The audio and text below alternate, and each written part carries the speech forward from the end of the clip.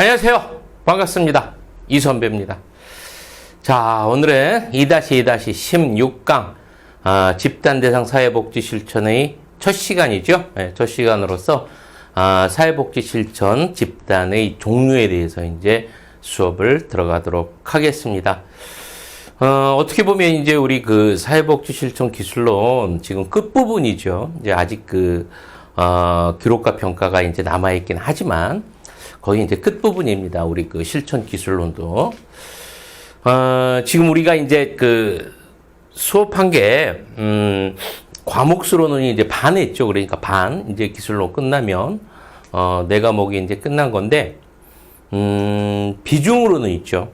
사회복지사 1급 시험의 비중으로 봤을 때는 3분의 2 이상, 끝난 겁니다. 여러분들 굉장히 많이 공부한 거예요. 공부를, 지금 많이 했구나라는 생각이 들지만, 한 3분의 2 이상은 끝난 거예요. 그러니까, 많이 왔다, 이렇게 생각을 하세요. 긍정적으로. 근데, 이때쯤 되면, 요때쯤 나가면 이제 기술론 좀 다 나가고 그러면, 이제 많이 포기하는 그런 후배님들도 많이 생깁니다. 뭐 내년에 다시 해볼까? 뭐 생각보다 이제 공부할 양이 많구나, 이런 생각이 이제 들고, 좀 이제, 처음 가졌던 그런 어떤 용기도 이제 많이 좀 사그러들고, 좀 그런 생각이 듭니다. 공부하는 게 쉬운 일이 아니죠. 쉬운 일 절대 아닙니다. 특히 이제 우리, 나이가 좀 있는 이제 40 이상 된 이제 후배님들 같은 경우는, 참 힘들죠. 예. 이해합니다. 이 선배도 이제 해봤으니까, 암기하면 또 까먹고, 다 압니다. 여러분들, 하지만, 포기만 안고 있죠. 포기만 안고 가면, 모든 사람이 합격할 수 있는 시험이 사회복지사 1급 시험입니다. 아시죠? 여러분들, 사회복지사 1급 따면, 그만큼 할 일도 많아지잖아요. 뭐, 대우도 좋아지고요. 그리고 이제 전문적인 영역으로도 진출할 수도 있고요. 그죠? 예. 또, 앞으로 이제 전망도 굉장히 좋잖아. 사회복지사 1급 같은 경우는. 비전도 좋고요. 뭐, 이 선배 같은 경우에 이제 나이가 좀 있어서 좀 그렇지만, 젊은 우리 그 후배님들 같은 경우는, 전망이 좋습니다. 전망이 좋으니까, 용기를 가지고 여러분들 끝까지 하세요. 그래서 충분한 가치가 있는 자격증이니까 여러분들 좀 더 힘을 내서 열심히 한번 공부해 보도록 합니다. 오늘 수업이 그리고 이제 집단에 대한 어떤 개괄적인 부분에 대해서 이제 수업을 할 거고요. 그리고 이제 여러분들이 이제 중고등학교 다닐 때 거의 다 배운 부분일 거예요. 이 선배도 예전에 했던 부분도 있었고, 그래서 이제 개괄적인 부분에서 여러분들이 이제 배워야 될 부분이, 어떤 집단의 접촉 방식에 따른 이제 분류, 이제 1차 집단, 2차 집단 이렇게 나누죠. 자, 그리고 이제 구성 형태에 따라서 이제 자연 집단하고 형성 집단에 대해서 나누고요. 자, 그리고 이제 집단 이론에 대해서 이제 공부할 거예요. 이제 소시오메트리라든지 장이론이라든지 그다음에 집단 상호작용론 같은 거, 이런 거에 대해서 이제 공부를 할 거고요. 오늘의 하이라이트, 누가 뭐래도 오늘의 하이라이트는 역시 사회복지 실천의 집단의 종류입니다. 이제 크게 세 가지로 구분되죠. 세 가지로. 치료 집단과 과업 집단과 자조 집단, 이 세 가지로 구분이 되는데, 이제 치료 집단이 중요하죠. 치료 집단에 이제 지지 집단도 있고요. 이제 교육 집단, 성장 집단, 사회화 집단, 또 이제 치유 집단, 치료 집단이라고도 하고요. 이렇게 있는데, 이제 치료 집단, 구분하는 문제들이, 시험 문제에 자주 나옵니다. 그러니까, 그걸 어떻게 여러분들이 효율적으로 잘 구분을 해야 될지에 대해서 여러분들이 고민을 해야 됩니다. 알겠죠? 자, 이렇게 하면서 이제 칠판을 보고, 이제 본격적으로 수업을 들어가도록 하겠습니다. 자, 이제 집단의 개관에 대해서 나오고요. 집단이라는 것은 2명 이상 최소 2명 이상 지속적 상호작용을 하는 모임을 우리는 집단이라고 합니다. 이 외에도 몇 가지 이제 집단의 어떤 특징이 있어요. 그냥 이 선배가 간단하게 이야기할 테니까 그냥 여러분들이 한번 그냥 들어보세요. 일반적인 거니까.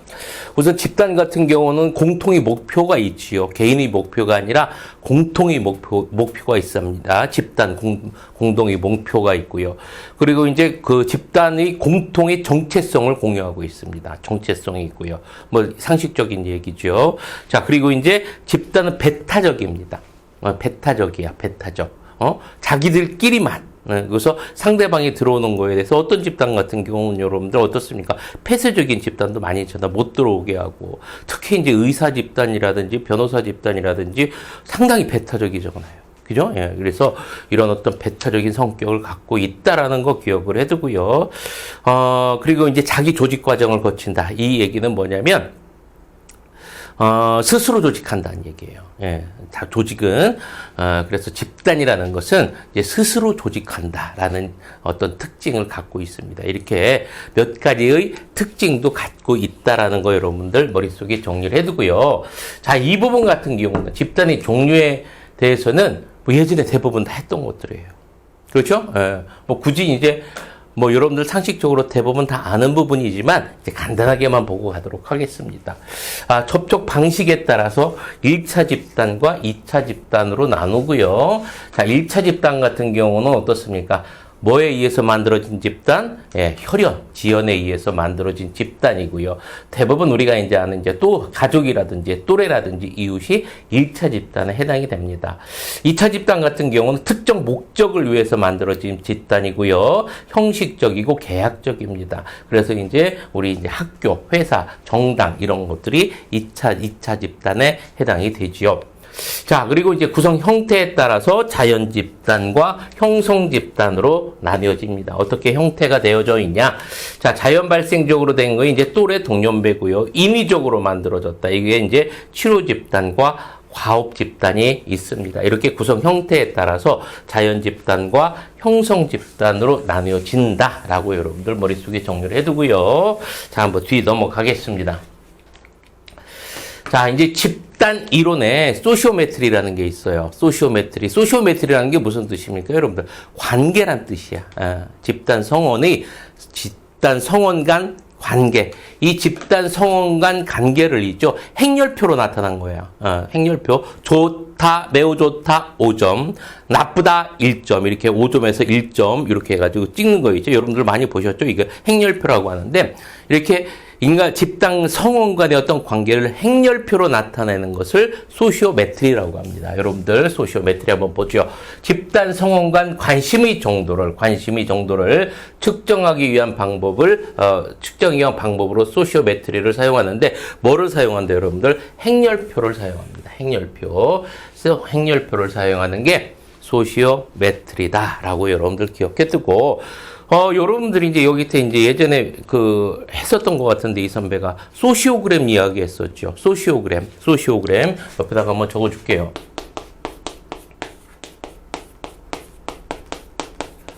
이 소시오그램 같은 경우는 여러분들 대인관계를 뭘로 나타난 거야? 대인관계를 그림으로 나타난 거. 그렇죠? 예, 그림으로 나타난 거. 이거는 소시오그램이라고 합니다. 그래서 소시오메트리 같은 경우는 뭘로 나타나는 거? 행렬표로 나타나는 거. 인간 간의 관계, 대인관계를 그림으로 나타난 건 소시오그램. 이렇게 여러분들 구분을 해두고요. 장이론 보도록 하겠습니다. 한번 읽어볼게요. 장이론. 상호 의존적이래요. 집단이라는 것은 상호 의존적이고 같이 공존한답니다. 공존하고 있는 모든 집단에 있는 모든 사실들이 총합이다라는 뜻이고요. 구성원 서로에게 뭐를 한다? 상호작용을 한다. 이런 뜻입니다. 좀 어렵죠, 말이. 그런데 여러분들 어려운 거 하나도 없습니다. 여러분들 장이론, 요 장자만 기억해 두면 됩니다. 장이게 한자로 쓰면 어떠냐면 이런 뜻이에요. 장소할 때 장자죠. 여러분들 많이 봤지. 시장. 북한 같은 경우는 여러분들 시장을 뭐라고 합니까? 장마당이라고 하잖아. 장마당, 시장. 여러분들 시장 생각하면 어떻습니까? 여러 사람들이 모여서 서로 뭐 합니까? 여러분들 물건을 서로 사고 팝니다. 역동적인 상호작용을 하죠. 역동적인 상호작용을 합니다. 하면서 이제 어떻게 합니까, 여러분들? 거기서 이제 계속해서 이런 상호작용이 거기 단실내에 있는 게 아니라 연속적으로 이제 발생하는 그러한 장소가 우리는 뭐라고 그래? 그것을 시장이라고 하잖아. 그 시장하면 이렇게 언뜻 이렇게 이제 우리가 그런 생각이 쭉 나타나잖아요. 그거를 이제 이론적으로 만들어 놓은 게 장이론이야. 어려운 거 하나도 없습니다. 그래서 여러분들 장이론 하면 뭘 기억해두면 돼? 시장 생각하면 됩니다. 계속해서 의존적이고 같이 계속해서 연속적으로 존재하면서 서로에게 상호작용을 하는 것이 바로 뭐다? 집단이다라고 말하고 있는 게 장이론입니다. 어려운 거 하나도 없죠. 가끔 가다가 심리적 장이라는 말이 나와요. 심리적 장. 심리적 장이라는 것은 무슨 뜻이냐면 여러분들 그 개인의 어떤 행동 같은 경우는 개인의 행동은 주변 상황의 영향을 받는다라는 얘기야. 다른 말로 다르게 이야기하면 주변 상황은 개인의 행동에게 영향을 미친다라는 이야기입니다. 주변 환경. 즉 시장 같은 데 장 여러 사람들이 모여 있잖아요. 이게 주변에 여러 사람들이 모여 있고 이런 사람들의 행동들, 이런 상황들은 어떤 개인에게 영향을 미친다라는 것이 심리적 장입니다. 이 심리적 장이라는 것이 장이론과 연관이 있어요. 그래서 가끔가다 문제가 나오는 경우가 있어. 나오는 경우가 있으니까 그냥 심리적 장은 장이론과 관계가 있다라고 여러분들 머릿속에 정리를 해두고 넘어가면 되겠고요. 집단 상호작용론 보도록 하겠습니다. 어려운 거 하나도 없어요. 집단 상호작용론이라는 건 어떤 거냐면 집단은 공동의 목표를 갖고 있다고 했었죠. 아까 특징에. 그죠? 공동의 목표를 갖고 있어요. 문제를 해결하려는 그런 공동의 목표가 있고 그거를 달성하기 위해서 집단적으로 상호작용한다라는 이야기야. 어려운 거 하나도 없어요. 말 그대로 집단적으로 상호작용한다는 이야기야. 뭐를 하기 위해서? 목표를 달성하기 위해서.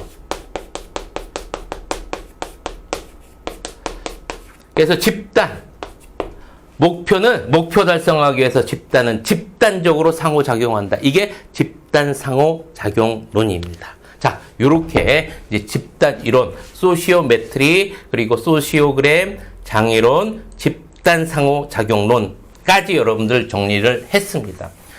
이게 딱 독자적으로 문제도 안 나올 수도 있지만, 다른 거와도 이제 연관지어서 문제가 나올 수 있으니까 여러분들이 이제 기억을 해 두세요. 자, 이렇게 이제 끝냈고요. 이제 뒷장 보도록 하겠습니다. 사회복지 실천 집단의 종류. 자, 여기가 이제 오늘 배우는 하이라이트입니다. 하이라이트. 오늘의 키포인트. 잘 구분해둬야 돼. 예, 잘 구분해둬야 돼요. 여러분들. 자, 이제 크게 이제 세 집단으로 나뉘어졌다고 했죠. 그렇죠? 치료 집단, 그리고 이제 과업 집단, 그리고 자조 집단. 세 집단으로 나뉘어져 있는데, 제일 먼저 이제 치료 집단부터 보도록 하겠습니다. 치료 집단. 제일 먼저 나오는 것이 이제 지지입니다. 이 선배가 이제 이야기하고 싶은 거는 이름을 보고서 잘 기억해두라는 얘기야. 지지하는 집단이야. 지지. 서로 의지하거나 지지하거나 서로 이제 잘하라. 이렇게 해주는 집단이 지지 집단입니다. 지지 집단. 그래서 지지 집단이라는 것은 서로 의지도 하고요. 지지도 해. 응원한다는 얘기죠. 예, 지지도 하는 그런 집단을 이야기하는데 어떻게 구성되어 있냐면요. 집단 성원들이 동병상련이래요. 아이고, 이 동병상련이라는 한자 모르는 우리 후배님들 없을 거야. 무슨 뜻? 같은 병을 앓고 있다는 얘기죠. 그렇죠? 예, 같은 병을 앓고 있는 사람들은 같은 마음을 갖고 있습니다. 그것을 뭐라고 한다? 동병상련이라고 한다. 이런 뜻이죠. 그래서 비슷한 문제를, 비슷한 아픔을 가지고 있는 사람들이 집단. 이거를 우리는 뭐라고 한다? 지지 집단이라고 하는 겁니다. 예를 들어서 뭘 얘기할 수 있을까? 환우 모임, 이제 암 환자 모임인데 이런 거 많이 있잖아요. 그죠? 이제 뭐 희귀병이 이제, 그런 이제 모임도 많고요. 아니면 이혼 가정도 있을 수 있죠. 이혼 가정, 이제 미혼모 가정, 이렇게 이제 아픔을 가지고 있는 사람들이 집단을 우리는 뭐라고 한다? 지지 집단이라고 합니다. 자, 요것만 알고 한번 생각해 보세요. 문제가 나왔을 때. 자, 그래서 이 지지 집단 같은 경우는 여러분들 유대감 형성이 높을까 낮을까? 높을까 낮을까? 유대감이요. 당연히 높겠죠. 같은 병을 앓고 있는데, 같은 아픔을 갖고 있는데, 인간의 본성입니다. 그거는. 그죠? 자, 그래서 유대감 형성이 높다. 그러니까 서로 지지하는 거야, 지지. 서로 또 의지도 하고, 그래서 동병상련, 서로 같은 병을 앓고 있기 때문에, 같은 아픔을 갖고 있기 때문에 서로 지지하거나 의지한다. 알겠죠? 자, 이렇게 기억을 해두고, 그래서 유대감 형성이 높고요. 유대감 형성이 높다라는 거는 여러분들 다시 한번 생각해 봅니다. 자기 개방성은 높을까, 낮을까? 자기 얘기에 대해서 잘 얘기할까, 안 할까? 잘 얘기하겠지요. 자기 개방성은 높습니다. 자, 그리고 또 하나 생각해 봅니다. 어떤 자신의 아픈 문제 이런 것들을 해결하기 위해서 서로 간에 그러한 문제에 대해서 서로 이야기를 하고 자기 노하우에 대해서 서로 설명을 해주고 이야기해주고 도와주고 그럴까요, 안 그럴까요? 그러겠죠. 자, 이거를 뭐라고 하냐면 대처기술이라고 합니다. 그래서 이런 지지 집단 같은 경우는 대처기술이 발전됩니다. 자, 이렇게 여러분들 기초적인 상식 머릿속에 정리를 해두고 한번 칠판을 보면서 다시 한번 나가도록 합니다. 자, 지지 집단 성원들이 같은 아픔을 갖고 있는 그러한 집단입니다. 그래서 동병상련이라고 하죠. 그래서 여러분들이 이제 기억해둘 때 지지 집단은 같은 아픔을 안고 있기 때문에 서로 어떻게 한다? 지지해줘야 돼. 같이 의지하고, 자, 그런 거 머릿속에 정리해두고요. 자, 유사한 상황을 겪고 있는 사람들이고요. 그렇기 때문에 서로 간에 유대감 형성이 쉽다. 유대감 형성이 쉽다라는 거는 여러분들 자기 개방성이 높다, 낮다? 개방성이 높다라는 얘기겠고요. 자기 개방성이 높아요. 자, 그리고서 대처 기술이 발전한다. 무슨 뜻입니까, 여러분들? 여러 가지 같은 아픔을 해결하기 위해서 자기 어떤 노하우나 이런 것들을 서로 공유하고 그런다라는 이야기예요. 그렇죠? 자, 그래서 대처 기술이 발전된다. 이렇게 지지 집단에 대해서 여러분들 머릿속에 기억을 해두고요. 지지 기억해야 돼. 지지. 왜 지지해? 서로 같은 아픔을 갖고 있기 때문에 지지해 주는 거야. 동병상련. 자, 교육 집단 봅니다. 교육하는데요. 여러분들 같이 이제 공부하는 집단이에요. 자, 지식, 정보, 기술, 학술을 통해 전달하는 그런 배우기 위해서 모인 집단을 교육 집단이라고 합니다. 자, 그런데 다들 목적이 있죠. 그렇기 때문에 여러분들 교육이 딱 끝나면 집에 가 안 가? 서로 갑니다. 서로 이야기도 잘 안 하죠. 그렇기 때문에 여러분들 자기 개방성이 높아나자 낮겠고요. 자기 개방성이 낮고 유대감도 어때요, 여러분들? 당연히 낮단 말이야. 교육 집단 상식적으로 생각해 볼 수가 있겠죠. 자, 그래서 성장 집단 보도록 하겠습니다. 성장 집단 참여자의 자기인식, 내면의 성장을 증가시켜 개인의 잠재력을 최대화하기 위해 모인 집단을 성장 집단이라고 한다. 좀 어렵죠? 다시 한번 설명을 합니다. 성장 집단이라는 것은 자기 어떤 내적 잠재력을 높이기 위한 거야. 잠재력, 자기 실력을 한마디로 말해서 높이기 위해서 모인 집단을 성장 집단이라고 합니다. 뭐를 통해서?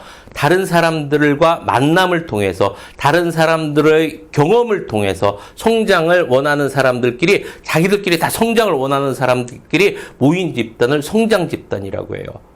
알겠죠? 자, 그래서 어떤 다른 사람들이 어떤 노하우나 이런 것들을 이제 받아들이면서 뭐 하겠습니까? 어떤 개인의 잠재력을 높이기 위해서 이제 여러 가지 노력을 하겠죠. 그래서 개인의 잠재력을 높이기 위해 다른 사람들이 어떤 경험, 노하우를 받아들이기 위해서 만든 그러한 집단을 성장 집단이라고 한다라고 머릿속에 기억을 해도 이래도 얻으면 예를 들어서 하나를 딱 설명을 해줄게요. 여러분들은 이제 60 넘으면 뭐를 합니까? 여러분들이 은퇴를 하죠. 이제 제2의 인생을 겪습니다. 제2의 인생을 겪는데 이제 은퇴하고 난 다음에 여러분들 은퇴하면은 은퇴하신 이제 분들 이렇게 딱 이제 그 선배님들이나 이제 보면은 그 은퇴하기 이전에 어떤 그 공포감이라는 게 엄청나시더라고요.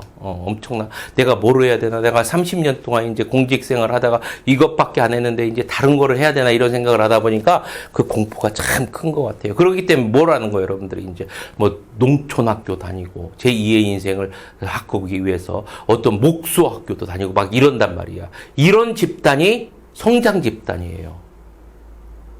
이해되셨죠? 그래서 제2의 인생을 위해서 이제 우리가 배우는 여러 가지 농촌학교라든지 아니면 목수학교 막 이런 것들, 자, 이런 것들을 성장 집단이라고 한다.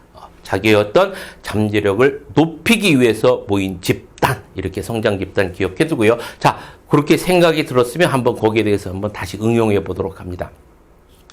자기가 성장을 하기 위해서, 빠른 성장을 하기 위해서는 집단 상호 간 상호작용이 많아야 좋을까요? 적어야 좋을까요? 남들이 노하우를 받기 위해서는 당연히 상호작용이 중요합니다. 많아야 좋은 거죠. 그렇죠? 자, 그리고 구성원들이, 거기 모인 사람들이 이질적이면 성장이 빠를까요? 동질적이면 성장이 빠를까요? 이질적이야 좋겠죠. 왜? 여러 사람이 노하우들을 받을 수 있으니까. 같은 직종에 있던 사람들끼리 모이면 뭐 하겠어요? 공무원들 은퇴한 사람들끼리 모아가지고 있으면 뭐 하겠습니까? 아무것도 모르죠. 그러니까 여러 직종에 있던 사람들이 다 모여야 좋다라는 이야기입니다. 자, 이렇게 성장 집단에 대해서 정리합니다. 다시 한번 읽어볼게요. 집단 참여자의 자기 인식, 내면 성장을 증가시켜 개인의 잠재력을 최대화하기 위해서 모인 집단을 성장 집단이라고 한다. 이제 좀 이제 눈에 들어오시죠? 자, 그래서 높은 수준의 구조화가 치료라기보단 여러분들 이거를 치료라기보단 성장이라고 기억을 해두세요. 성장. 높은 수준의 구조화, 즉 시스템이 잘 갖춰져 있는 거. 시스템이 잘 갖춰져 있으면 성장에 더 효과적이고요. 병리적 치료보다는 사회 심리적 기능 향상에 초점을 둔다. 기능 향상에 초점을 둔다라는 것까지 여러분들이 머릿속에 정리를 해두고 넘어가면 되겠습니다. 자, 성장 집단 이렇게 이제 정리를 해두고요. 자, 이제 뒤에 넘어가도록 하죠. 자, 이제 사회화 집단이 있습니다. 사회화 집단이라는 건 뭐를 얘기하는 거냐면, 사회화 집단은 여러분들 대인관계가 어려우신 분들이 있죠. 대인관계, 사람 대하는 게 어려우신 분들, 이런 사람들이 모인 집단을 사회화 집단이라고 하는 거예요. 알겠죠? 어려운 거 하나도 없어요. 자, 한번 보도록 하겠습니다. 그래서 사회화 집단은 뭐를 배운다, 여러분들? 사회적 기술, 대인관계, 사람 만나서 이제 대하는 이런 것들, 기술을 배우는 거고요. 이런 것들에 대해서 효과적으로 배우거나 높이기 위해서 증진시킬 목적으로 만든 것이 사회화 집단이다. 라고 여러분들 머릿속에 정리를 해두고, 여기에는 사회기술훈련 집단, 자치 집단, 여가 집단 이렇게 있는데, 그냥 이 선배가 이야기할 테니까 외울 거 없습니까? 아, 그렇구나. 라는 것만 알고 넘어가세요. 사회기술 훈련 집단이라는 것은 의사소통이 부족한 사람들이 있죠. 의사소통, 집안부터 워낙 과묵한 성격이야. 과묵한 성격이다 보니까 여러분들 말을 안 해. 그러다 보니까 당연히 어떻겠습니까? 사회성이 떨어지겠죠. 그렇게 의사소통이 부족해서, 이렇게 그 사회성이 떨어지는 사람들이 모인 집단이야.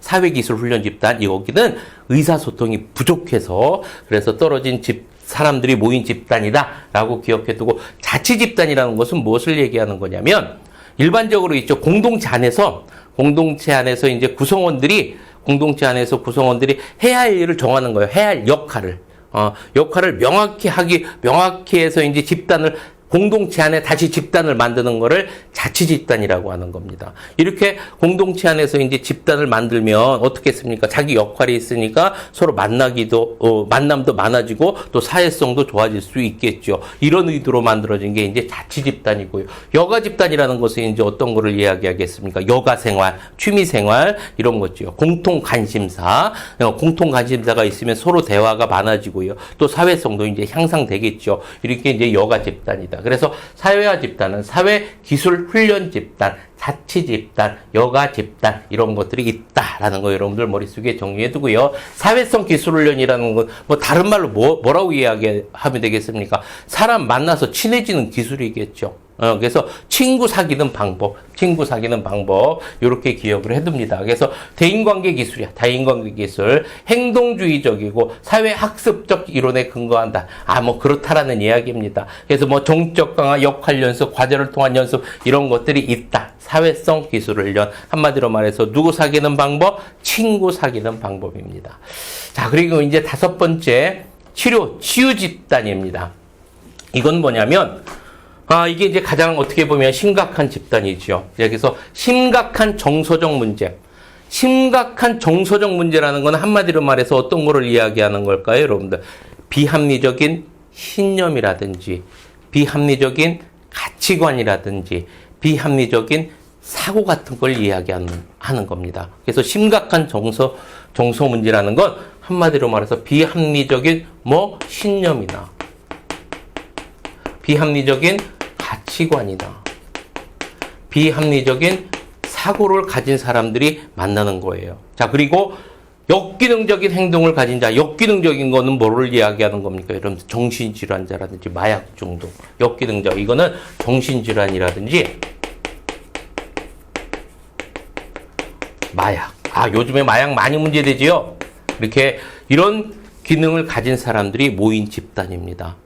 됐죠? 이렇게 기억을 해두고 목적은 외상, 트라우마 후 상실된 기능을 회복하거나 제한, 즉 신념을 회복하는 거야. 비합리적인 신념, 비합리적인 가치관, 비합리적인 사고를 어떻게 하는 겁니까? 여러분들 정상으로 회복하는 것을 목적으로 한다라는 거 기억을 해두고요. 특징은 어떻게 된다? 1대1로 치료합니다. 1대1로 치료하고요. 자기 개방이 여기서 기억해두세요. 자기 개방이 여러분들 가장 높아. 여러분들 같은 병이지요. 같은 증상이야. 그러다 보니까 앞에 있었던 지지 집단보다도 여러분들 어떻게 했습니까? 자기 개방성이 더 높아. 같이 지금 앓고 있는 것들이니까. 그러니까 자기 개방성이 가장 높아. 그러다 보니까 각종 비밀들이 이제 다 이제 왔다 갔다 하겠죠. 그래서 각종 비밀 보장이 중요하다라는 것까지 여러분들이 머릿속에 정리를 해두고 넘어가면 되겠습니다. 그래서 여러분들 치료 집단 안에 또 치료 집단이야. 치료 집단. 이렇게 머릿속에 정리를 해두고요. 자, 이제 뒤로 넘어가도록 하겠습니다. 자, 과업 집단입니다. 과업 집단이라는 것은 말 그대로 어떤 거? 과업 달성을 위해서 모인 집단이에요. 모인 사람들. 과업 달성을 위해서 공동으로. 어려운 건 하나도 없죠. 그래서 한번 읽어보도록 하죠. 집단이 과업 달성을 추구하기 위한 자들이 모인 집단을 과업 집단이다. 자, 그 목표를 위해서 이러면 끝나니까 자기 개방성이 가장 낮고요. 공동가업이 성공적으로 수행이 1차적 목표야. 같은 같이 모여서 같이 술 먹고 이런 게 중요한 게 아니에요. 어떤 공동가업을 위해서 모인 사람들입니다. 이를 위해서 조직구조의 영향을 최대화한다. 조직구조, 일을 공동으로 여러분들 어떻게 했습니까? 이루기 위해서는 서로 뭐 해야 돼, 여러분들? 이제 조직적으로, 조직을 잘 짜야 되겠죠. 그래서 조직 구조화가, 어떤 성공에 있어서 가장 중요한 역할을 미친다라는 이야기입니다. 자, 이렇게 정리를 해두고요. 자, 뒷장 넘어갑니다. 자조집단은 스스로 자자에다가 조직할 조자예요. 스스로 조직한 집단을 이야기합니다. 자발적으로 모인 사람들이야. 자발적으로 모인 사람들. 자, 그렇기 때문에 여러분들 사회복지사가 개입할 여지가 많이 있어, 적겠지요. 그래서 그냥 다른 거 하지 않고 뭐 하면 되는 거예요, 여러분들. 옆에서 파이팅!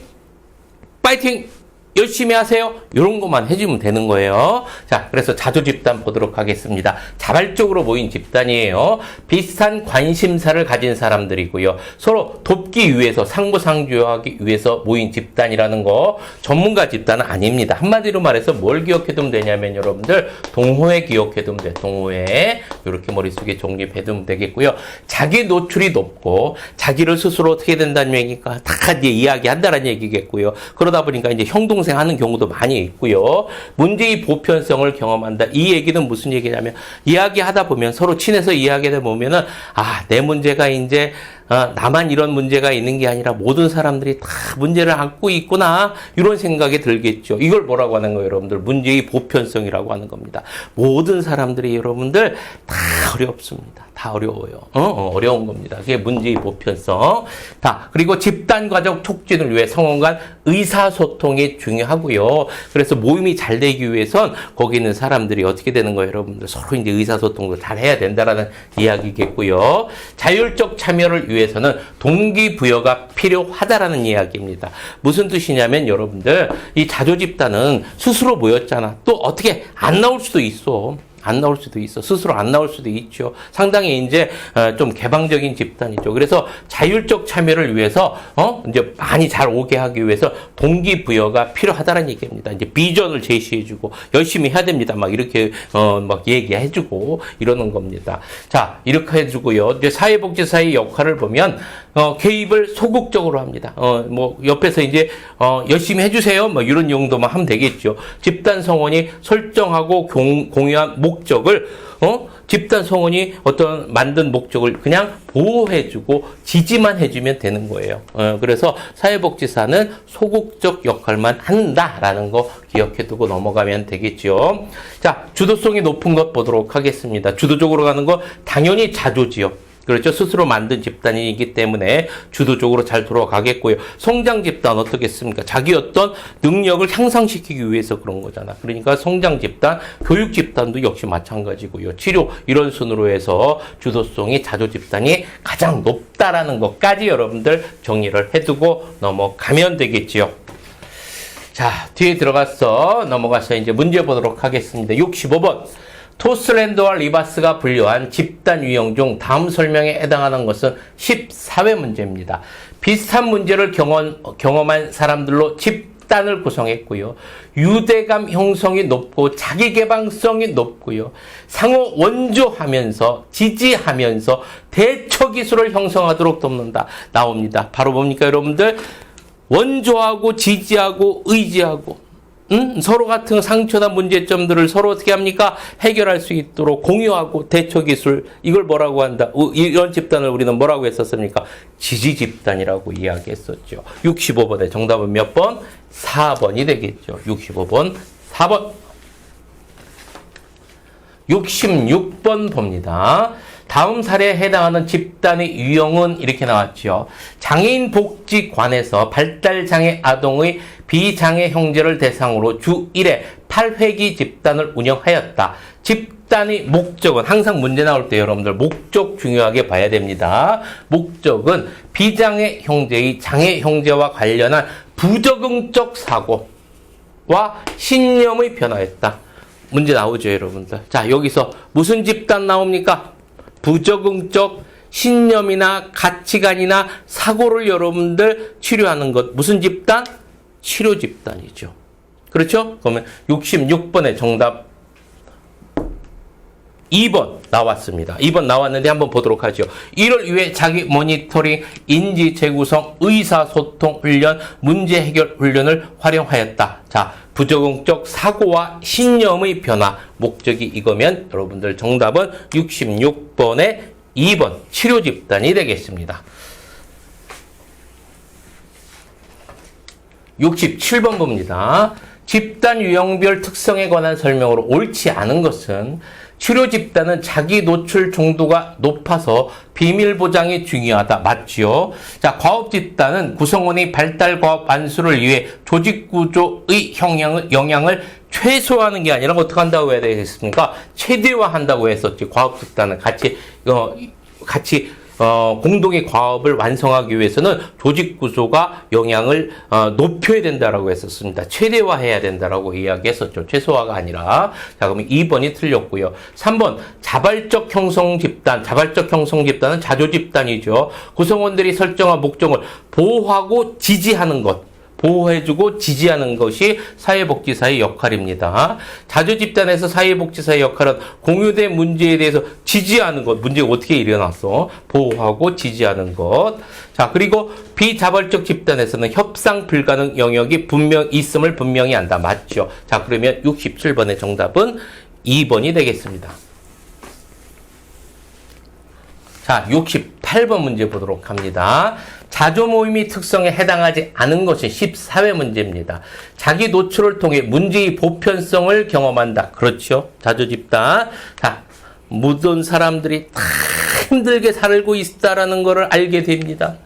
자, 2번 집단 성원 간의 학습을 통해 모델링 효과를 얻는다. 누구를 통해서? 바로 이제 어떤 친하다 보니까 주변 사람들을 통해서 이제 배우고 이런다라는 이야기입니다. 맞고요. 집단 과정 촉진을 위해 성원 간의 의사소통이 매우 중요하다라고 이야기했었고요. 과업 달성을 위해 집단 사회복지사의 주도성, 아이고.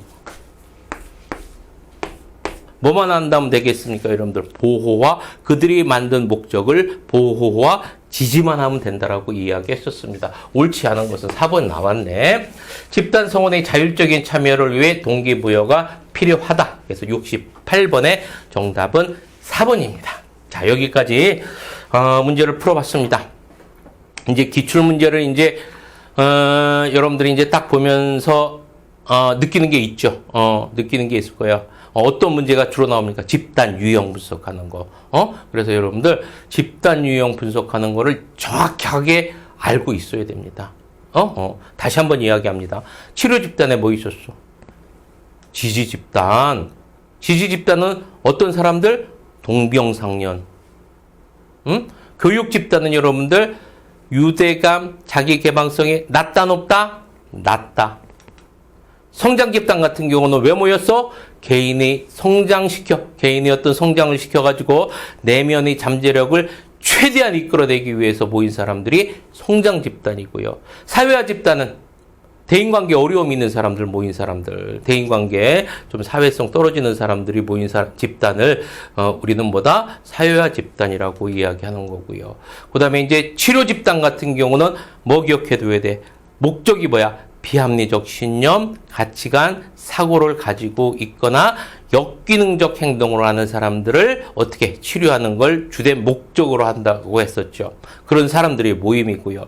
그리고 과업 집단 같은 경우는 어떻다고 했었습니까? 과업 달성을 위해 모인 사람들이라고 했었고, 자조 집단 같은 경우는 어떤 거라고 했어? 스스로 모인 사람들이라고 했었죠. 그래서 사회복지사는 어떤 역할만 해? 그들이 만든 목적을 보호와 지지만 해주면 된다라고 이야기했었습니다.